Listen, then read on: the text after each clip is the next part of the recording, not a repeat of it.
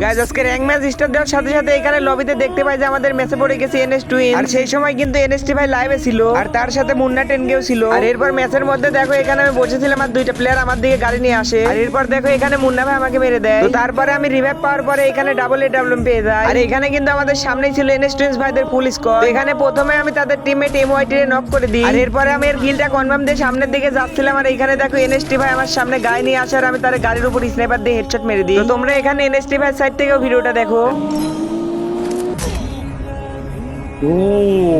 Emote दे रहा है। Emote दे रहा है क्या ये? हाँ पहले लॉलीपॉप दिया अब लाभ दे रहा है। मेरे को इमोट क्यों नहीं दिख रहा है? इसने अच्छा मारा भाई जो पता है? ओ भाई इसको खोला सीधा हेडशॉट। তো এনএসটি ভাই টিমমেট কিন্তু বলতেছিল আমি নাকি তাদেরকে লোল ইমোট দেখাইছি, কিন্তু আসলে তোমরা এখানে লক্ষ্য হলে দেখতে পারবে এখানে কিন্তু আমার লাভ ইমোটের ম্যাক্রো সেট করা। তো এরপরে দেখো এখানে আমি জোন থেকে বের হচ্ছিলাম আর আমার সামনে ছিল দুইটা প্লেয়ার। আর এখানে আমি প্রথমে একটা এনিমিকে স্নাইপার দিয়ে মেরে নক করে দিই। আর এরপরে আমি তাড়াতাড়ি করে ওদের উপরে রাশ দিয়ে দেখো আরেকটা প্লেয়ারকেও মেরে দিই। তো এরপরে দেখো এখানে আমাদের সামনে ছিল টুইন্স ভাইদের ফুল স্কোয়াড। আর এখানে দেখো একটা প্লেয়ারকে আমি স্নাইপার দিয়ে মেরে নক করে দিয়ে দেখি যে এটা টুইন্স ভাই ছিল। बहुत काट रहा है।